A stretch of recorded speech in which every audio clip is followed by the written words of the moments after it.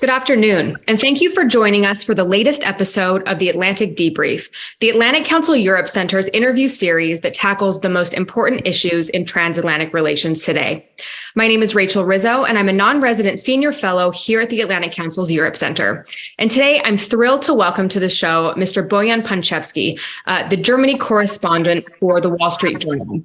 Bojan has been covering all aspects of Europe's largest economy and its influence on the rest of the continent and beyond. He also covers Europe at large across many major themes. So Bojan, thank you so much for taking time out of your busy schedule to be with us today. We're thrilled to have you. Hey, Rachel, thank you so much for inviting me on.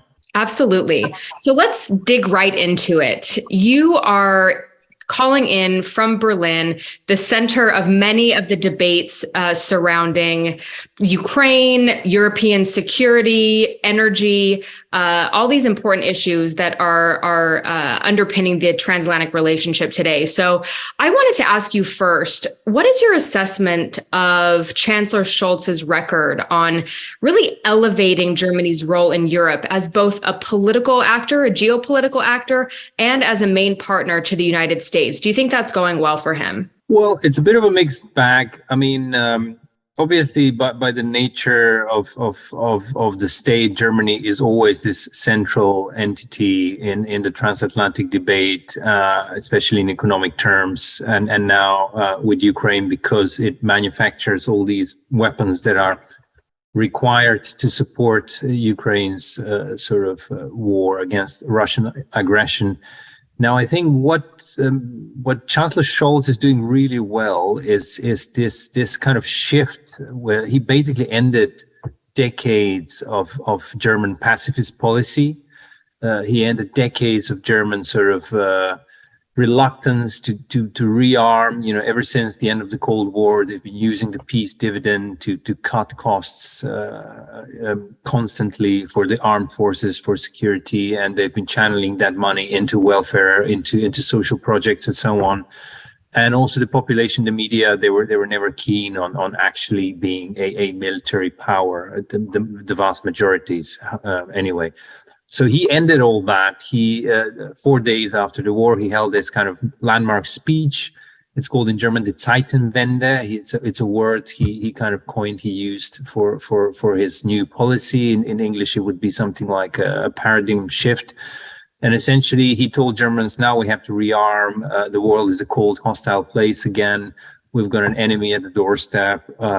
We've got to get our act together. We've got to change gears. We have to shift the way we're thinking. We're not going to focus on mercantilism anymore, as was the case during the 16 years of the previous few governments with Angela Merkel, the former chancellor. Now we're going to be a geopolitical actor. And that obviously was a bit of a shock to the system. And you have to remember this was said at a time when Mr. Scholz and others believe that Russia will overrun Ukraine actually, and that essentially NATO will be facing Russia at the barrel of a gun over the borders of Poland and Ukraine, for example, which is a very alarming kind of assumption for any German politician. However, that didn't materialize. And I think that the verve, the kind of the sense of urgency was slightly lost. When as soon as people here realize that Russia is actually a paper tiger in conventional terms compared to what we thought it was prior to the invasion. So, but nonetheless, he's achieved quite a lot. I mean, Germany is now, I think, the second biggest supporter of Ukraine, both in economics and in military terms. So that's quite something. That's pretty extraordinary. There are much greater military powers in the Western Alliance, Britain, for example, or France. So for Germany to achieve that, it's quite an effort, and you couldn't have imagined it under the previous chancellor, I don't think. But where he's seemingly not that well accepted in the media and the global debate is his communication strategy. I mean, it seems like something keeps going terribly wrong with the communication of the German government and its policies, especially with regard to Ukraine. There is this kind of never-ending sense that Germany is a laggard, that Germany is an obstructor, that Germany is kind of not doing what it's supposed to be doing, that Germany is not helping Ukraine, that Germany is not helping NATO. And that has its reason. It has like historic roots, that irritation with Germany among some of the allies. I mean, for example, the Eastern allies who actually have been in the Soviet sphere prior to the fall of the Berlin Wall, and they have a very different stance towards Russia, whereas Germany for the past decades was intensely cooperating with Russia. I mean, Angela Merkel built two pipelines for natural gas, Nord Stream 1 and Nord Stream 2. They're pretty much infamous projects in Eastern Europe and now also in some quarters of Western Europe and the West in general. I mean, consecutive American administrations have been pressuring Germany to kind of curb its enthusiasm when it comes to buying energy from Russia. Now, all that is over under this government. Germany became fully independent of Russian energy exports, partly by necessity, because Vladimir Putin just simply stopped the direct exports at some point of natural gas, and then someone blew up the pipelines conveniently. Yeah. But Germany has invested incredible amounts of money to build this temporary terminal for liquid gas coming in from all over the world. It has invested in its armed forces. It has invested in helping Ukraine, and so on. But I don't think these achievements are being communicated properly. I mean, there was the infamous tank debate, for example. Yeah. And that is something quite interesting. As sort of emblematic, it has become a kind of a totemic item, the tank in helping Ukraine. And the debate has been also quite symptomatic of how people view Germany in general. So essentially, Germany is, as with many things, Germany makes the kind of world's best tanks, or among the world's best tanks. So they're called Leopard, especially Leopard 2. Mm-hmm. The later version of this kind of main battle tank. There are about, I think, over 2,000 of them flapping around among Western allies in Europe. And it was sort of decided that this is the best tank to send to Ukraine. Now, there was a strong opposition initially in Germany to doing that unilaterally. The German government wanted to proceed in what Chancellor Scholz called strategic lockstep with allies, with the United States in particular.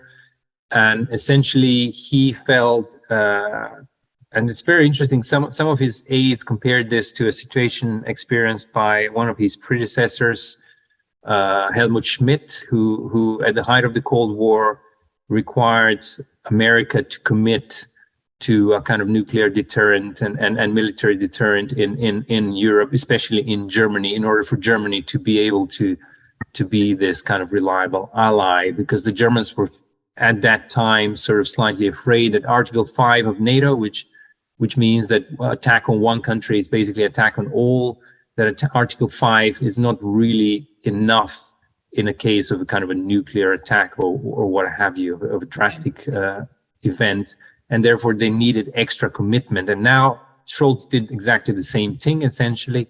He didn't feel that there was enough commitment, so because he thought if there is an escalation, however unlikely it might be, Germany doesn't have a nuclear deterrent. Germany has no real sort of aerial defenses to speak of. Germany's military is in terrible shape. If Germany were to be the target of some sort of attack from Russia, it wants really the commitment of the United States that will step in to defend it, and therefore he demanded that President Biden send tanks as well simultaneously, which eventually happened. To the astonishment of many observers, myself included. He managed to kind of twist Biden's arm somehow and convince him Biden never wanted to send these tanks. The American system was fully against it for a number of reasons, but in the end they committed. Now the question is, when will the tanks arrive? But that is a totally different question. So there are a lot of achievements that, I mean, factual achievement that this government has managed to pull off. I mean, in terms of energy, in terms of the economy, they shielded the economy from this incredible shock caused by the energy prices, by the cost of living crisis. The inflation was out of control for a while. And essentially there were no protests. We haven't seen any kind of rioting, the type of you see in some other countries, for example, France, these massive strikes and so on. None of that has happened. Germany is pretty stable and steady. the government has thrown incredible amounts of money at all of these problems. I mean, alone for the energy crisis / cost of living crisis, they spent last year alone north of 300 billion, and this year they will be spending about 220 billion again, and next year again. So it's pretty drastic what they're doing, but it seems to be working. Yeah. And with regards to Ukraine, same thing. I mean, they've donated some of the best systems produced by their industry. One of them, for example, is the aerial defense system IRIS-T, which is so expensive that so far Germany hasn't even bought it for itself. They wouldn't be able to justify the expense, but they give it to Ukraine. They're meant to give them 3 or 4 of these. One has already been sent over. So, like I said, it's a mixed bag. In actual fact, there's a lot of achievement, a lot of effort, a lot of kind of particularly German struggle, which is difficult to understand for other countries, but within the German context, it's incredibly hard to do certain things regarding war and so on. Yeah. Export of weapons. But they managed, and I don't think they're getting great credit for it. Domestically, not much, and internationally, certainly not. Yeah, I think you're right. I mean, the issue is, I think from a US standpoint, that Germany set expectations really high last year with Scholz's Zeitenwende speech, and the assumption or the assumption here is that it hasn't really been able to live up to those expectations. But really, I think we have to give them credit for the steps that it's taken over the last year. It's been almost a 180-degree shift, I think, in many ways when it comes to German foreign policy. But I wanted to ask you one other thing about this, because one of the issues that we have here in the US is this constant worry that eventually public support for the continuous support that we've been giving Ukraine in terms of military equipment, in terms of financial assistance, might start to erode. Now, in Germany, I'd be really curious to know what the public opinion looks like around this. When it comes to the Zeitenwende, this isn't just about increasing defense spending or sending arms to Ukraine. It's about, I think, fundamentally changing this long-held German mindset, which I think is much more difficult and takes public support to do that. So where do you think the public is when it comes to support for Ukraine and Germany's role as a more forward-leaning actor? Well, yeah, this is exactly the issue. I mean, the Zeitenwende did require an enormous sort of shift in the way the German government thinks, and obviously German society thinks about itself and its role in the world. And it's by no means completed. This is a process. I mean, Chancellor Scholz has been very gradual, very careful in this. He's been looking at the polls at every step of the way. He's been trying to take people with him.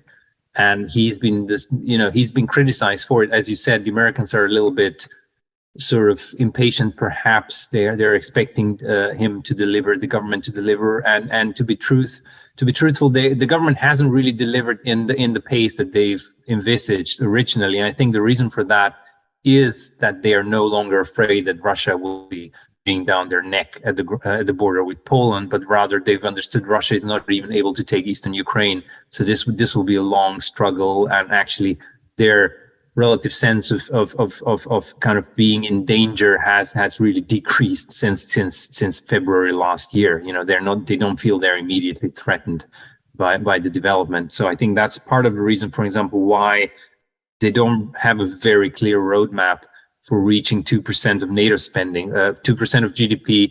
Spending 2% of GDP for defense is one of the NATO kind of benchmarks, one of the things that allies agreed they would do. And Germany has not been doing that. A lot of people criticize it for it, notably President Trump, but also obviously every other president in their own different ways. But, Germany is not yet there, and it seems like it won't be there, because to achieve that, they will need to cut some of their social projects and welfare spending, and they don't want to do that, plain and simple. So I think, it's a mixed bag. Again, both sides have something there. It's true what both of them are saying, but definitely a credit is due to the leaders of the country, because it's first of all, Chancellor Scholz presides over a three-way coalition for the first time it's a coalition between his Social Democrats, an ailing, formerly great big party, I think the oldest in Europe, which is now ailing. It's at 19% in the polls. It was about 23, I think, when he won when they won the election. So the political landscape is very fragmented. They've been bleeding voters left, right, and center. The two other parties are the Green Party and the Liberal Democrats, a pro-business kind of liberal, classic liberal group. And it's difficult to get a consensus. They're very, very, very diverse. The coalition is quite diverse. And originally, the Green Party was a party of peace, of pacifism, and ecology. Now they've sort of turned into a sort of a pro-helping Ukraine party, and so on. So it's very complex. And Germans are traditionally extremely anxious about many things that are crucial to this crisis. I mean, one thing is Russia. Germans are anxious about Russia. Eastern Germans have this sort of, if you look at the polls and if you look at the behavior of their politicians, they have a sort of a Stockholm syndrome after, 50, 60 years of being occupied by the Soviets. They seem to be very, very much pro-Moscow, even in the war, to the extent that some politicians campaigned before the invasion, before this last invasion of Ukraine. Obviously, there has been another invasion in 2014. Eastern German politicians kind of pilgrimed to Moscow or had to be seen as being friendly to Moscow and to Putin in order to win elections. It's quite extraordinary. And West Germans are not much better. They've got this kind of sense that nothing can be done without incorporating Russia in the European defense system, in the economy, energy, and so on and so forth. So that was a big shift, this kind of permanent hostility towards Russia. Of course, helping a party in war is a big deal here. It hasn't really happened to this extent. I mean, they helped the Kurds a little bit in Syria when ISIS was at its height. Basically, they helped the Kurds fight ISIS and stop the genocide of the Yazidi. But that was minor compared to this. This is really a massive kind of war program, sending tanks, sending all sorts of things, heavy artillery. And it took a lot of work. And where public opinion is, well, I think still the majority polls show that the majority are in favor of supporting Russia. They haven't gone cold. Ukraine. Ukraine. They haven't gone, perhaps they're going there. Yeah, perhaps this is a prophetic kind of a Freudian. Slip. But I think, that majority has been reducing in the polls. Actually, as the cost of living crisis bites, as the energy prices went up. Now they're kind of more steady, but experts expect prices to go up again next winter. And that there is this great anxiety that the conflict is escalating. We're sending ever more potent, powerful weapon systems. How will this end? When will this end? Will there be a nuclear deployment as a result of our engagement? Are we party to war? So immediately after the decision to send tanks, that was a very laborious kind of publicly debated decision. Some polls showed that a vast majority of Germans are not in favor of escalating that aid in terms of sending warplanes or warships. An absolute majority does not want to do that. They still see that there is a sort of a red line.